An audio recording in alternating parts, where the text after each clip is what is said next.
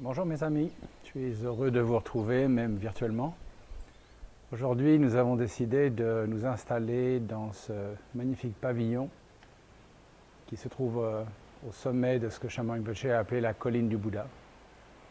Il en a fait l'inauguration quelques temps avant son départ. Donc c'est un endroit qui est chargé de mémoire pour nous tous ici. J'avais envie de vous parler justement de l'allant, ce qui nous fait aller. Pourquoi est-ce que nous avons le besoin, le sentiment qu'il faille aller de l'avant? En particulier dans ces moments où nous sommes en pause, où l'allant n'est en quelque sorte pas physiquement possible, où restent les rêves, reste l'imagination, etc. Je pense que c'est un bon moment pour se poser cette question.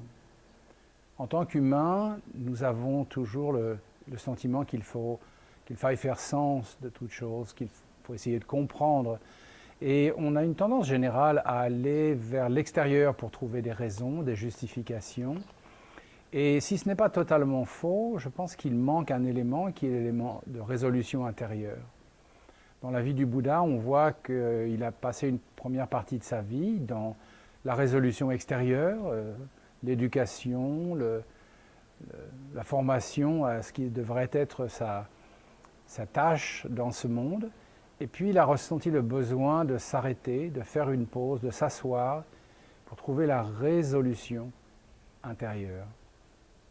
Sans la résolution intérieure, la nécessité de trouver une résolution extérieure va nous pousser toujours plus loin de la résolution. Parce qu'en fait, profondément, la résolution est une découverte intérieure. Alors, je ne suis pas là pour exclure les besoins de la résolution extérieure, les besoins de résolution sociale, scientifique, etc. Loin de moi cette idée, mais j'aimerais mettre l'accent aujourd'hui sur la résolution intérieure. Cette résolution intérieure profite du moment d'arrêt. Qu'est-ce qui fait que nous sommes toujours en mouvement? Qu'est-ce qui fait que nous sommes un peu à l'image du marcheur de Giacometti, tendu vers l'ailleurs, tendu vers l'avant? Qu'est-ce que ce besoin d'aller vers l'extérieur, trouver apparemment une réponse, une suggestion de résolution? Alors si on revient à l'intérieur, si l'on revient à notre esprit, et en particulier lorsqu'on étudie les 12 liens de production en dépendance, on voit qu'il y a dans l'instant présent deux moments qui précèdent cet instant présent et qui vont nourrir en quelque sorte notre être dans l'instant présent. Et cet instant présent va se projeter dans le futur et donc définir ce que sera le futur. Les deux instants précédents, dans ces 12 liens de production en dépendance, c'est tout d'abord l'ignorance. J'en ai déjà parlé dans les discussions précédentes, l'ignorance de ce qui se passe vraiment, l'ignorance de l'esprit à propos de lui-même, cette constante scission dualiste entre le sujet connaissant et l'objet qui est connu. Et de cette ignorance, de cette scission fondamentale, naît un certain nombre d'actions dans l'espace qui s'ouvre entre le sujet et l'objet, un certain nombre d'émotions, un certain nombre d'actions physiques, verbales, intentionnelles, etc., qui vont donner naissance à des schémas, des habitudes, des formations mentales qui vont opérer finalement sans avoir le besoin de recourir à une analyse du moment présent et de la situation présente. Une sorte de pilote automatique, si vous voulez. Et donc, dans cette situation, du fait de l'ignorance, de la non-reconnaissance de l'esprit, de la dualité permanente de tous nos instants de conscience, il y a une sorte de projection qui se fait. Et le troisième moment, qui est la conscience, cette conscience elle-même se divise. Elle aura deux mouvements qu'on va appeler la conscience impulsive et ensuite la conscience impulsée. Donc on se projette vers quelque chose, on se projette vers un ailleurs, un mieux. Si l'on est dans une situation qui n'est pas satisfaisante, on veut aller vers quelque chose qui est satisfaisant. Si l'on est dans une situation satisfaisante et que l'on constate le changement, on a envie de prolonger, de reproduire, de retrouver cette situation plaisante qui nous échappe. Et donc cette impulsion de la conscience nous projette dans une autre situation qui est celle de la conscience impulsée, qui elle va en quelque sorte s'incarner, entre guillemets ou réellement, dans une définition du sujet, de l'objet, une sorte de solidification supplémentaire de cette dichotomie, de cette dualité entre le sujet et l'objet. Donc il y a dans notre conscience l'habitude de l'allant, l'habitude de la projection vers l'ailleurs, et il nous manque ce moment de pause, ce moment où l'esprit se regarde, l'esprit se comprend, et une résolution intérieure peut peut-être commencer à s'élever. Que savons-nous de ce que nous connaissons ? Ce que nous connaissons, nous le connaissons au travers de nos habitudes, au travers de nos préférences, au travers de ce que nous aimons et de ce que nous n'aimons pas. Et tout cela est très volatile, n'a pas vraiment de fondement.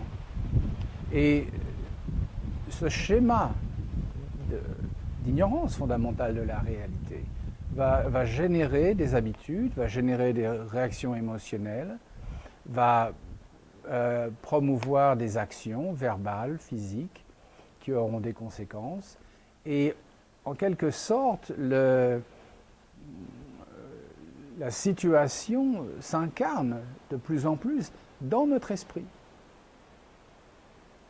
Et donc, on ne parvient pas à se défaire de la structure contraignante. Et donc, quand bien même on essaie de trouver des solutions extérieures, parce que nous sommes prisonniers des contraintes intérieures, nous ne pouvons trouver que des résolutions impermanentes et en tout cas relatives.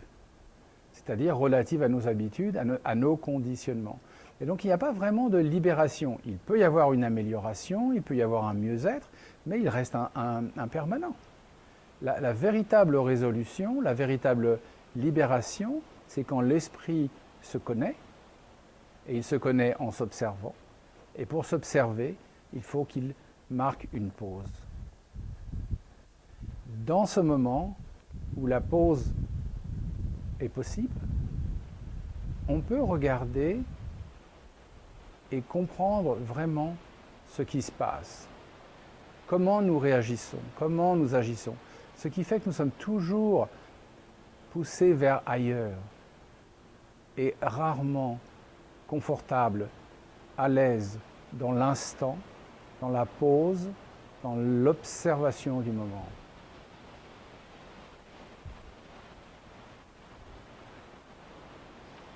Il y avait dans le passé un grand maître qui était le 6e patriarche de la transmission du Chan, qui est plus tard devenu le Zen. Son nom est Huineng. Et 2 de ses disciples débattaient à savoir si c'était le vent ou la bannière qui bougeait. Et tous 2 se tournent vers le maître pour lui demander son avis. Et Huineng leur dit, ce n'est ni le vent, ni la bannière qui bouge, c'est l'esprit. Le vent, la bannière, l'esprit qui bouge, une seule compréhension.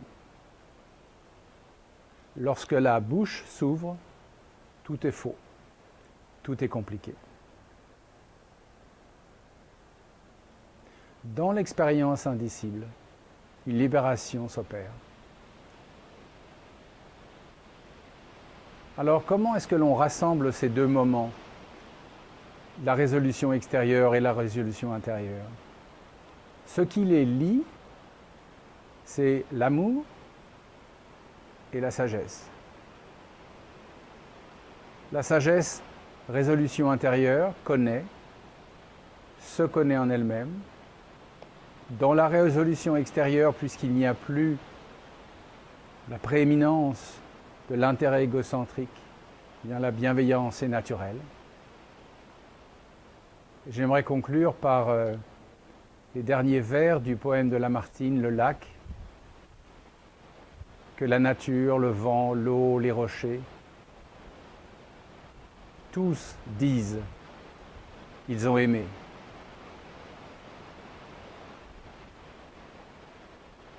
Merci. À bientôt.